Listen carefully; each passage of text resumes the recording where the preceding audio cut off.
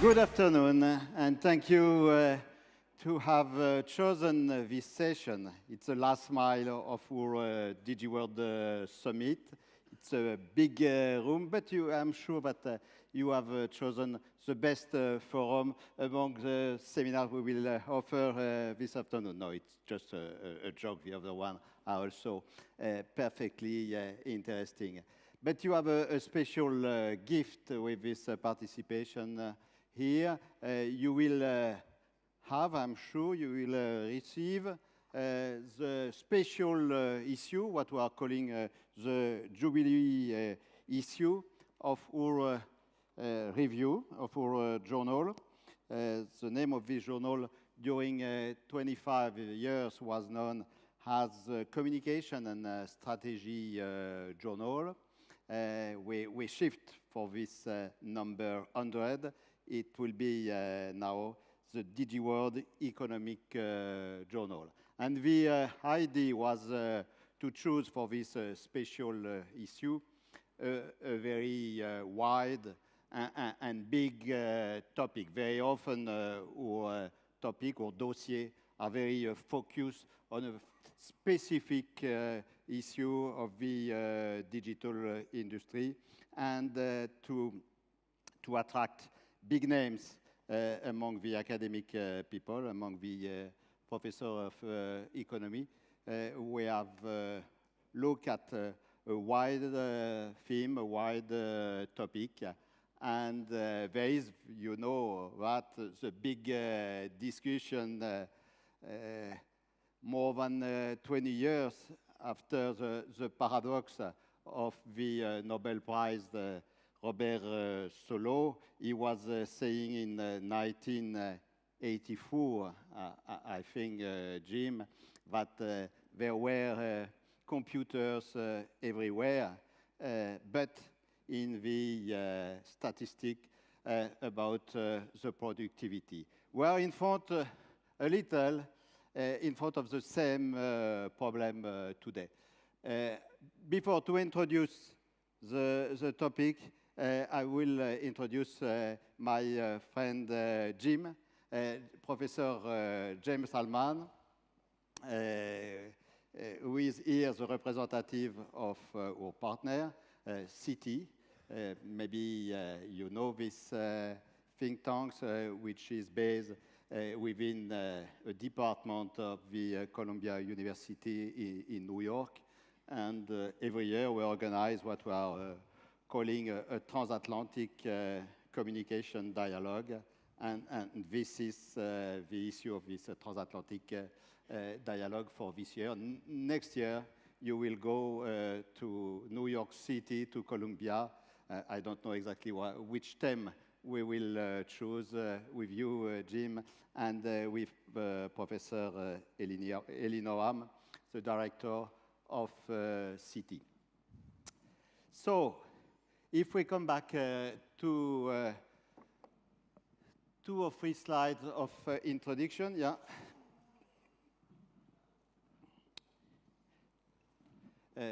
Many among you are aware of this debate, but for the other people, we are in the presence of 2 understandings of the big question. We have digital innovation everywhere, and particularly when you are participating to such an event like the DigiWorld Summit, every speaker is presenting a new thing and talking about what will be the next step. And if we come back to the smartphone is born with the iPhone. It was in 2007, so just 7 years ago, and we have seen all the development regarding the CPU of the smartphone, the quality of the picture and the screen, and all the additional capacity at each presentation of a new smartphone. For when we belong to the tech sector, like me, there is no question about the future of the digital innovation. But you have to take into account that for the economist, it's not so clear, because they like to come back to some numbers and to the economic situation, more broadly speaking. And you will see that we are in a situation in which we have, from one side, the techno-pessimist, and the other side, the more techno-optimist about the capacity of the digital innovation to be really the vehicle to push a new cycle of productivity and, of course, to develop GDP with the positive impact it may have on the job creation. So, when we are belonging to the techno-pessimist side, particularly well illustrated and brightly illustrated by Professor Robert Gordon, and Robert Gordon gave us a paper, a very interesting paper in our book. What are the arguments to consider that we are not in front of something like the electricity or the steam motor, like during the last 3 centuries?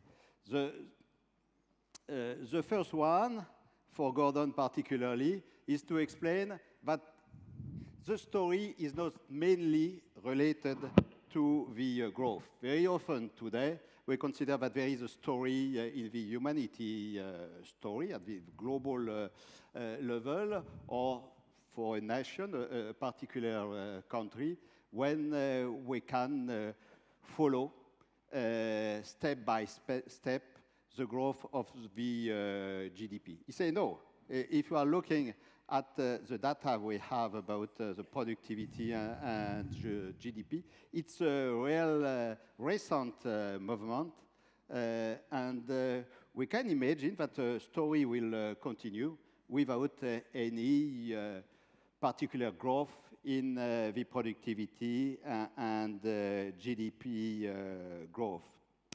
And concretely, they are also pointing out and you will see it during a next presentation, that for now more than 7 years, before the big recession that we have known in 2008, the productivity gains is decreasing. And it's very surprising for us, people from the tech side. They had, and particularly Professor Gordon is adding, that we cannot see in front of us any big game changer. After the smartphone, okay, we are talking about the Google car, the self-driven car, but you don't see any source of productivity in such innovation. And we can also include in this pessimistic side all the analysis who are considering that this new situation may have a tragic impact on the job creation or on the job polarization. It will be developed by one of our speakers. So we continue with the techno-optimist. Of course, unfortunately, we have also researchers and economists with a more optimistic vision. The most well-known are Mr. McAfee and Bridgelson, who are working within an MIT team, and you can find their books, I'm sure, in Montpellier and in French too. Another US very well-known economist and historian too is Mr. Mokir, Joël Mokir. And from this side of the Atlantic, we have a French economist. He was working at Harvard University till last September. He is now back in Paris and in London within the London School of Economics, Mr. Philippe Aguillon. Their argument is, yes, it's true that when we are looking at the official stats, we don't see, we see that there is a decrease in the productivity gains, but maybe the statistic tools is not efficient, is no more efficient. When you are using a ATM machine of a bank to get cash, there is no direct impact on the official stats, and nevertheless, for you, it's really a progress in terms of productivity. Other people say we have latencies between all the innovation we can have within companies and the capacity to use those innovation, or the gap between the most advanced companies using the digital technology, and the other one is very large, very wide, and difficult to reduce. And to reduce, there are additional conditions, structural conditions, condition in terms of training, investment in university to develop the necessary skills to use the digital tools and innovation. We can need also structural reform, for example, in the regulation of the work market. Their argument, and particularly the argument of Joel Mokyr, is to say that digital innovation it's a very important innovation also because internet gives the access to the last development at the worldwide level. So it's a fantastic tool to accelerate for all the researchers, the scientific, the entrepreneurship, to share the last innovation. And at the end, people like Mike Affey and Bridgerton say, no, it's not the end of the game changers. We have in front of us still the impact of big data. We will have the learning machine, artificial intelligence. Some other people point out the impact of 3D printing. I can add additional innovation in the fintech, for example. This is yes, you have some idea about what may be the game changer, which may change the analysis of the potential impact of new game changers. I stop here. It was just to give an idea about the debate, and now we will focus the presentation on some papers we have in this special issue. Jim, you have the floor to develop the analysis of Professor Gordon, your colleague from this side of the Atlantic. Okay.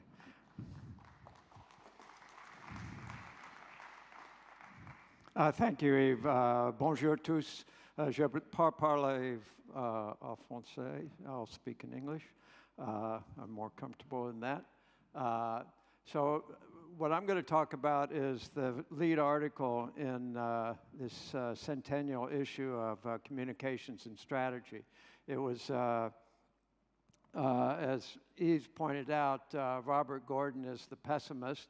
And what I also want to point out is that he's talking specifically about productivity in the United States. So all the data you're going to see is coming from the United States and not, it should be interpreted in that context and not necessarily projected onto the EU or elsewhere. We can talk about that later on.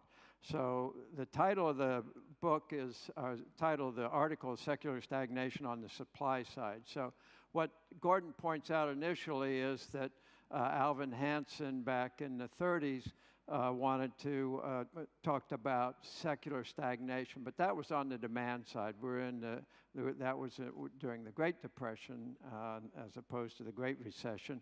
And there the problem was we didn't have the demand. So what we're talking about in this case is the supply side, where we are not meeting the potential in the US of what we could produce as opposed to what we are producing. So I'm going to give you a little introduction. It'll be very brief, and I think you'll remember it. Then I'm going to talk about stagnation in growth that Professor Gordon talks about, and I'll give you a few reasons why that's going on, and from there we'll come to the conclusion. Well, how can we introduce and summarize this? It's simply doom and gloom. That is to say, he is very, very pessimistic about where the United States is in terms of productivity and growth. And I do also want to mention one other thing. When we're talking about productivity and growth, we're talking about the economy is still growing, the GNP is still growing, but it's not growing at the rates that it did earlier. So for this graph illustrates that from 29 to 74, we had nearly 3 1/3 or 2/3% growth in the economy on average. It declined a little bit to just a little above 3% in the 3 decades from 74 on. But in 2004, we had some major changes that this is now something like 1/2 of what we had earlier. And the forecast, according to Gordon, is the same. So it has real implications because when we have that slowing of growth has its impacts. It means that you're not going to have the quality of life if the numbers are correct. And let me point out on the optimistic side is that's the other issue. We're measuring all of this in GDP or GNP numbers, which don't account for the whole of the quality of life that you may have. The convenience of a smartphone, for example, may be very valuable to you, but the only thing we count is the price of the cell phone and the service costs, and that shows up in GDP. Your convenience and the opportunity cost that you save by using that doesn't show up. So that's one of the statistical problems with some of this. So I showed you this already. It's just emphasizing that there is a real measured decline in GDP growth. Why does it matter? It matters because we have the direct impact on the standard of living, but we also have indirect effects on net investment into the future. And so you have this kind of feedback mechanism that slows productivity growth. Why? Well, that's the real question. First of all, there's a decline in the working age population. That's part of the, sorry, I can go back one. Decline in the working age population because we have the tip of the baby boomers now going into the retirement age, so you're going to have less people in the workforce. That's augmented, as I'll show later, by women entering the workforce in the 1965 to 1995 time frame, but that they too are going away. We also have a shift in hours per capita work. So here's the increase due to the entry of women, but it ceases really to make a change in 1995, and then the baby boomers are retiring. So we have those two factors going on. And then we have an ongoing slowdown in output per hour, and I think I have some graphs that show this. As you can see, and I'll show you graphically in a minute, 1.72% in that 3 decades from 74 on, dropping to 1.1 in the decade to 2014. But then you see this precipitous drop from 2009 to 2014, and it's really 1/3 of what it was before. So this is worrying, and there's the graphic representation of those numbers where it may be a little more meaningful in terms of what you're looking at. The annual growth rate and total factor productivity, that's the TFP, is also declining. You could see this graph, a little explanation. This graph is the 10 years, an average of 10 years up to 1900, then 10 years to 1910, and so forth. And if you look at the graph, the black bar represents the average of all those periods, but the black line. But you can see that the major growth here was in this range, and from basically the 30s, we were above average, but really in the decade 1940 to 50 was a tremendous growth in GDP, the rate of growth of GDP, total factor productivity. So ever since we've had this decline. I might point out, it's not in the book, but the famous French economist Piketty notes that we had that the inequality started in the 70s here in the United States. So we've had a slowdown in output growth and a decline in productive growth.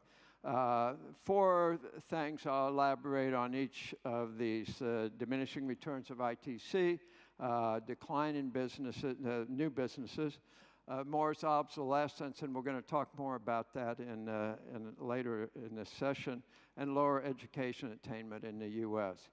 The diminishing returns with the ICT sector really, according to Gordon, started in after the 2004 period, which comports with those numbers I showed you earlier, where that's where you see the real decline in productivity after that dot-com era. And this, again, to go back to being optimistic for a while, Paul David has written about the fact that there is this latency, and that while you have all of this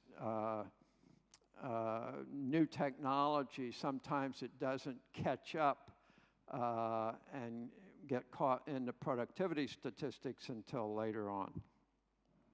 The decline in new businesses, there's not as many new businesses starting as there was in the past. Again, it's these last 3 decades. So relative to existing firms, we haven't seen that.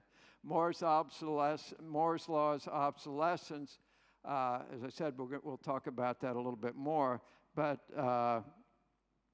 Moore's law essentially says that computer chips get faster and cheaper and so forth in some exponential rate, but according to Gordon, this law is obsolete for the last decade. So we're not going to get any more of the productivity gains on the computer side, or at least they won't be as much as before.